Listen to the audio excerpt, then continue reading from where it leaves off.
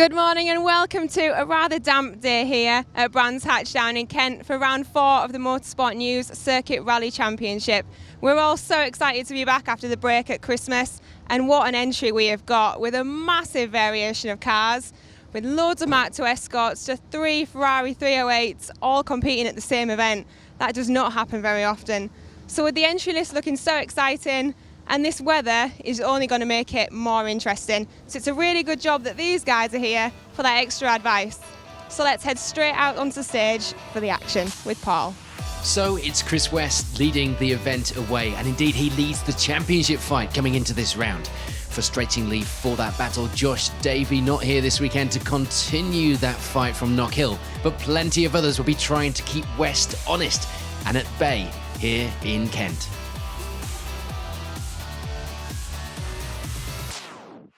On to the first of the day's stages then, and it would be the early lead for Mark Kelly and Andy Baker.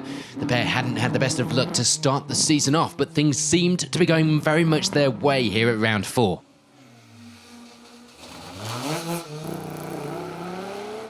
The Escort pair weren't having it easy though. Ian Woodhouse and Jason Leaf, also in that championship winning Escort, would be getting a better start here at the 4th round, taking up 2nd place at this early stage and just a handful of seconds back from the lead as well. For Chris West and Keith Hounslow, it will be 3rd. Certainly not going slowly, but little off the newfound pace of those up ahead. For now, they'd have to settle for that final step on the podium and make a plan of attack for the next pair of stages. Meanwhile, though, they were still entertaining the spectators in that fantastic looking and sounding maxi. For Stephen Beck and Paul Brown, it would be the lead in Class C. A good start for the pair to lie just outside the podium places as well, with 4th place.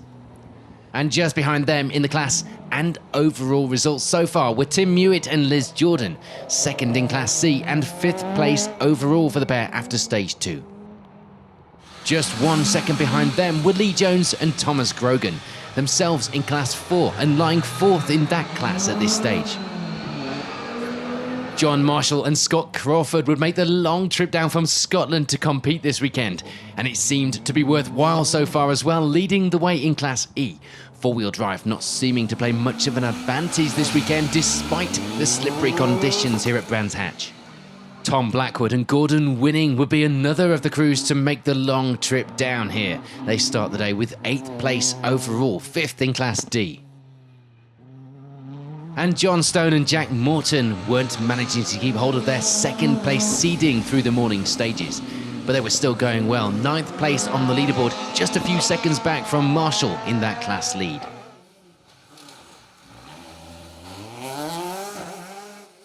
And rounding out our top 10 in these early stages of the event would be James Slaughter and Jack Hanley. James raffling off the co-driver's seat on this event for charity, so Jack was certainly getting the best out of the prize so far. Outside of our top 10 then, it would be a great start for David McMullen and Jamie Elston. They lead the way in Class A, lying in 22nd on the leaderboard. And going the wrong way round Brands Hatch didn't seem to be putting Paul Sheard and Steve Dolman off. Things were going well for the MX-5 pair. They open up a lead in Class B in 24th place overall. 2nd in that class wouldn't be too far behind though. Matt Maxted and Nick Starkey just 5 seconds back in the class and lying in 26th place overall. And for Aaron Ricks and Rob Cook, it will be 2nd in Class A for now. In terms of championship points though, this will be a good place to spend the day. Sadly, not everyone was having such good luck. We lose Mike Taylor and Martin Haggett, a rare retirement, as they go off into the gravel. Other issues would mean they go no further. And we'd lose Craig Aston and Nick Baker. They don't get too far into the rally before pulling over and ending their event on the morning stages. And the bad luck wouldn't only be retirements. There would be some getting away with it. Just the slippery conditions here at Brands would be catching up many of the crews right through the entry, with spins being a popular theme of the day. Thankfully, all continuing with little to no damage, other than to that rally driver pride, of course. So 2 stages complete is the lead for Mark Kelly here at round 4 of the series, but there were plenty behind looking to change that around in the next pair of stages.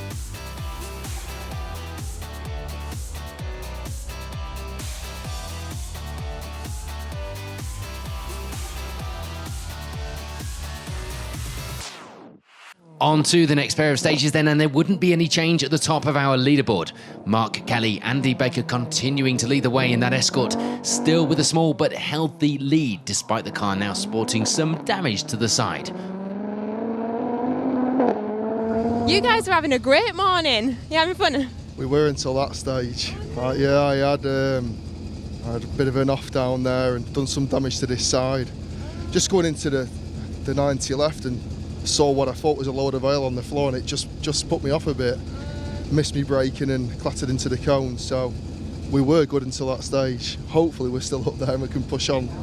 There would be change though in second place. Chris West and Keith Hounslow step up a place closer to the lead now, pushing that 306 maxi to the limit, although they would be struggling to gain any more time with the lack of available tyres at their disposal. Hey Chris, current championship leader, how's it going for you today? Yeah, not too bad. I made a bit of a wrong tyre choice this morning, which cost us a big chunk against Mark Kelly on the first stage. But I'll be honest with you, I can't afford to buy any tyres, so I'm using all the old stuff from last year. So, but we're there or thereabouts, and like I say, it's a long championship, so as long as I'm there or thereabouts, I'll be happy today. So that change on the top of the leaderboard would of course mean a slip down to third for reigning champion Ian Woodhouse, with his original co-driver Jason Leaf alongside. A spin would cause them to lose some time on stage 4, but they were very much still in the running going into the afternoon stages, and you'd have to keep your eyes on this pair because they want to be defending that title like you would not believe. Hey Ian, there's been a few people saying about wrong tyre choices this morning. What are you thinking? Is it a bit slippy? Yeah, it's very slippy. I just had an off on that stage there and backed into the Armco, but no, we're trying our hardest, just on full wet. So these tyres are good, like they're plenty of grip, but it's just that first corner on that stage, just did it wrong. It'd be a move the right way up the leaderboard for Lee Jones and Thomas Grogan as well. 4th place in Class D now, but now lying in 4th place overall. No change for Stephen Beck and Paul Brown in the class. They still lead the way in Class C, but they do slip down a place to 5th on the results. John Stone and Jack Morton will be gaining time now in the Fiesta, moving up to 6th place overall, and with it taking the Class E lead. Tyres the talking point of many today, the Legend Fires crew no different. Hey John, how are you finding it today? Really slippy. I mean, it's such a challenge, isn't it, really? But we just put some wets on and they're much better. We had some sort of cut slicks on before and we couldn't have any grip at all. But we're having a good battle with John Marshall in the old folks category, so it's good. It's going good. Tim Mewitt and Liz Jordan dropped down the overall leaderboard a little with some of the movement around them, but their class position would be unaffected. 2nd place in Class C was still theirs for now. Afternoon, you've had a great morning. Yeah, so far so good. Keep fingers crossed for this afternoon. Good. Yeah. See if we can keep it up. Yeah. John Marshall and Scott Crawford drop a little time in the class and overall results at this point, ending the morning stages with 8th place, dropping down to 2nd in the class behind Stone. Hey John, you're having a really good battle with John Stone. You enjoying it as much as he is? I are, but the tyres are a lottery. I mean, we've been on full weights, we're on that mid-jets. We're a big push in here that time, so it looks like we're going back to weights, but tyres are winning the rally today. Car's going well, John's driving well, so we'll see what we can do. Meanwhile, Roger and Sam Cox make a move into the top 10, but only climbing the results overall. Their 3rd place in Class C wasn't changing at this stage in the rally. And there'd be no change either way round for James Slaughter and Jack Hanley, still rounding out the top 10 overall and lying 3rd in the class in that Fiesta R5. Morning, there's been a few people saying about wrong tyre choices today. How are you finding it out there? I don't have choice, so I've just gone on what I've got, which is fine. It's very, very slippy, but I'm only doing this because Jack here's won a raffle ticket in a charity lottery, so he's helping me round the course. So we're driving to finish to make sure the ticket gets full value. Let's take a look at some of the classes outside of the top 10 then, and it will be 4th place in the class for Kathy Seward and Colin Stevens. And with Mike Taylor now out of the event, they will be flying the flag for Team Lotus Bits themselves into the afternoon stages. Kathy, It all seems to have gone on tyre choice this morning. What have you gone for? We've gone on Michelin wets, Right. worn Michelin wets, and they seem to be working really, really well for us. Unlike partner Mike, who stuck the new ones on. He wanted me to scrub them in for him, and I said no. So he's gone out. But yeah, it seems to be working for us, and I think with the wet, it's equalising the power. You know, people with the more powerful cars, bringing them back towards us a little bit, rather than us being up there. Just behind them in the class were Robin Adams and Ray Keith, just 3 seconds back from the Sunbeam pair in 12th place. And James Self and Nick Viggers gain a place in Class D in this loop of stages, moving up to 5th place in the class as well as 17th overall. We're on wets, they're working really, really well. The driver isn't, but the tyres are working really well. There'd be no change in this pair of stages though for Paul Sheard and Steve Dolman. They end the morning with that lead in Class B and with a good advantage now. So what have you gone for this morning? Because it all seems to have gone on tyre choice, I think. We've not got a lot to choose from. We've got 4 wets with 3 different sorts of alloys, so a bit Jim and fix it. But now it's going good. The car loves the wet, so, and I like brands, so it's ace. We've had a plug lead fall off, but generally we're enjoying it, and I think even though we've had mishaps, I think we're round about there leading the class, so fingers crossed.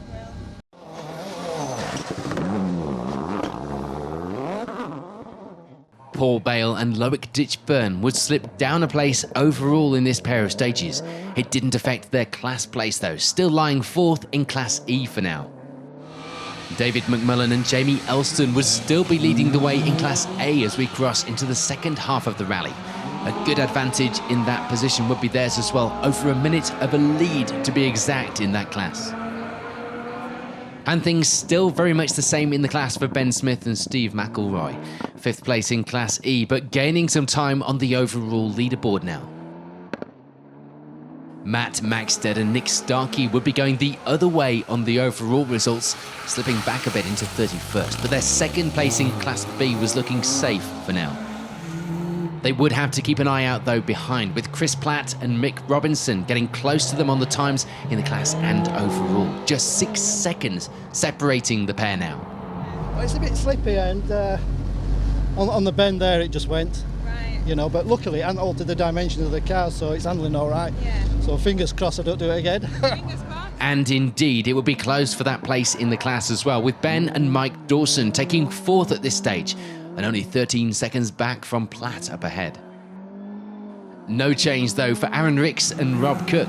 They keep hold of that 2nd place in Class A. This was fine for them in terms of championship points though. With over a minute to the class lead, they'd be unlikely to risk too much in terms of pushing for that big position up ahead. Back to Class D, and it will be 5th place for Bradley and Simon Howlett. They had 13 seconds to make up if they wanted to gain a place in the class this afternoon. And it will be 3rd place in Class A at this stage in the rally for Dale and Andrew Lawson. A little way back from Ricks up ahead, but with a good advantage in that position. Rob and Michael Evatt will be closest to them at the midpoint in the rally, but they would still be a minute back on the times. 4th place in the class now. Of course, more used to the gravel of forest rallying, but happy to be out here fighting on the tarmac of Brands Hatch. And for Suze and Matt Endine, it will be 5th place in the class. Themselves just less than a minute behind Evatt going into the halfway point of the rally. So 4 stages complete. There's all change at the top of the results, but not for our leaders. The fight would very much still be on though, going into the afternoon stages.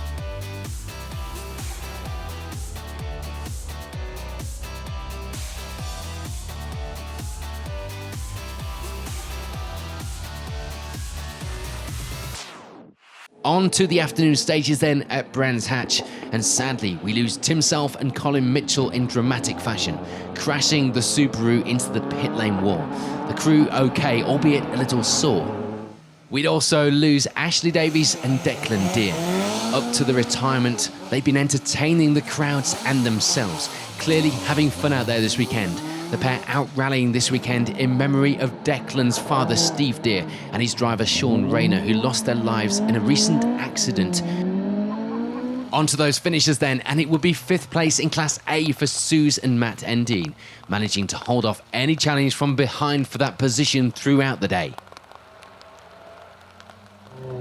46th place meant no change in the afternoon for Rob and Michael Evatt. They end the rally with 4th in the class above Endine. For Dale and Andrew Lawson, it will be a podium finish in Class A, 3rd in the class, and moving up the results overall into 39th. It will be a great result for Aaron Ricks and Rob Cook, taking 2nd in the class this weekend and putting some points back on the board going into the second half of the season. No change for Bradley and Simon Howlett. 5th place in Class B will be theirs at the end of the event. And they'd bring the car home just behind this pair, Ben and Mike Dawson, themselves taking 4th place in the class, just ahead on the overall results as well in 32nd. For Vince Bristow and Tim Sayer, it will be 3rd in Class B, finishing just 3 seconds ahead of Dawson in that position. And it would be just 12 seconds separating them from 2nd place in the class, Matt Maxted and Nick Starkey, managing to hold on to that position all day. No change for David McMullen and Jamie Elston. They have a good weekend to take the Class A victory, as well as 24th overall. 5th place in Class E, meanwhile, will be where Paul Bale and Loic Ditchburn end the rally, just missing out on 4th by a couple of seconds. And in that 4th place were Ben Smith and Steve McElroy. A good end to the rally for the pair, taking 20th overall as well.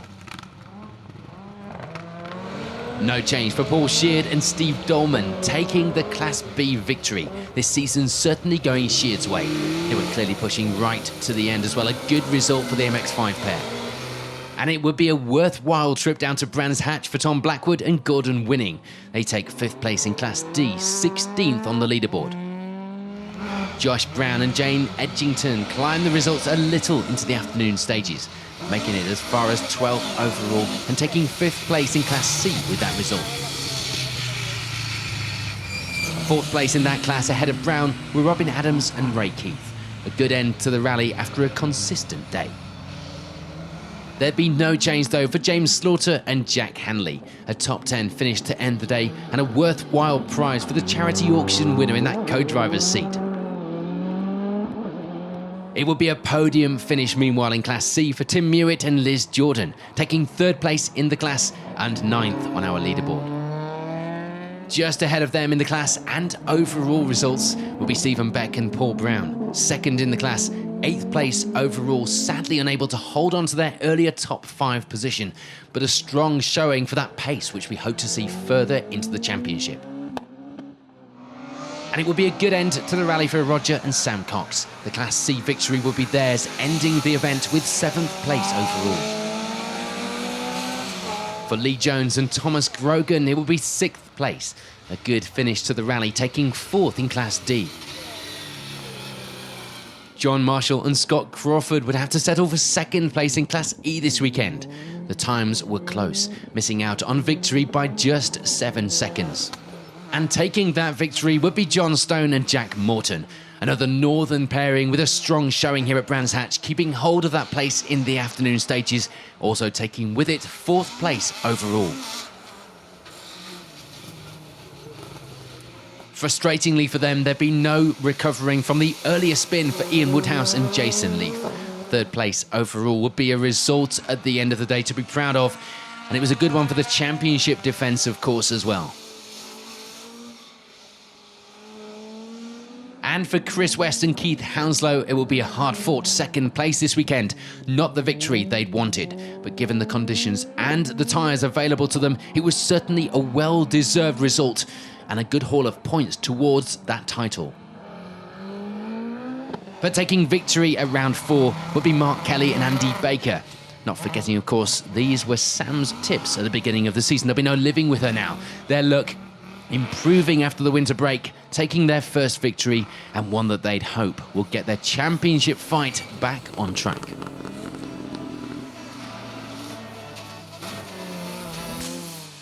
So confirmation then of the final results at the end of this wet and tricky event here at Brands Hatch.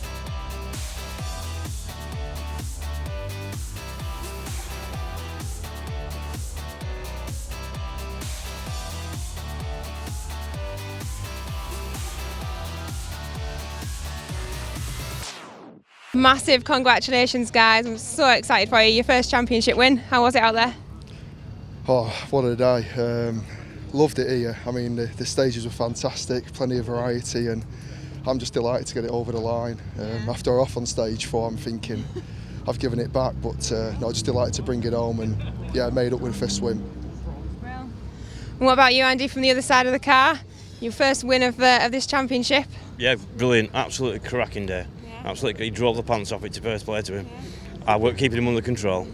Guys, another really, really good round for the championship for you. I know it was a little bit slippy out there, but all in all, how's it been? Yeah, no, it's been a really good day, good venue. Mark obviously drove very well today. I didn't have any tyres, as I said to you earlier. I just not got the money to keep buying tyres, so we did it on some inters today, and we've just been cutting them to hell to try and get it to do something. But yeah, unfortunately for me, if we'd have had better tyres, I think we'd have been a bit closer to Mark, if not in front of him. But no, he's driven very well, and the challenge on for Snet, I guess. Yeah, so yeah. Absolutely.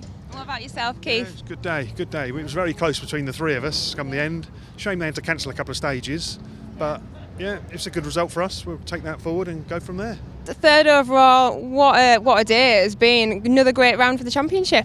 Yeah, it's been a very good day. I don't mind the wet at all. It's suited me really, but I had a spin on stage 4, which cost me 17 odd seconds or whatnot, which would have put me in the lead or up there fighting for it. But I'm still happy with third. It's been a very good day. Yeah.